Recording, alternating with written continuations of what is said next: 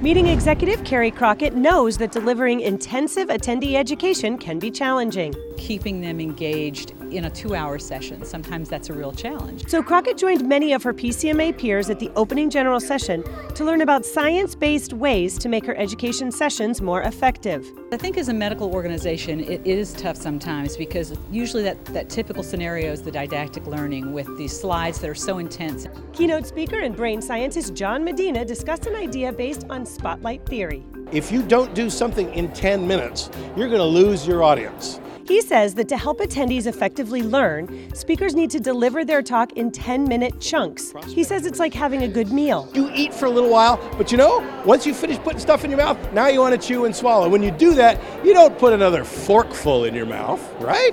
Brain's the same way. So to give attendees time to chew, provide them with an emotionally competent stimulus.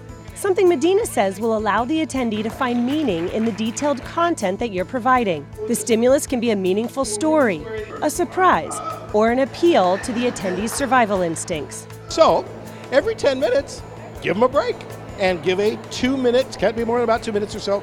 If you can make it into a narrative, all the better. Needs to be emotionally competent and relevant to the information stream. Medina even offers specific tips for those like Carrie Crockett who organize scientific meetings. Medina says the data can actually be the emotionally competent stimulus. Let your data do the leading. So the slides in this case become more important than you. Make sure that the slides that you give the meaning of what you're going to say before you give the details. That's something Crockett and her team can consider as they plan future meetings. Taking a look at some opportunities and how we can further explore how we're presenting the information and making it a little bit more enjoyable, perhaps, in small ways. It's not necessarily going to be appropriate for us to change the entire format of how we deliver education, but I think we do have some small opportunities that could have a big impact.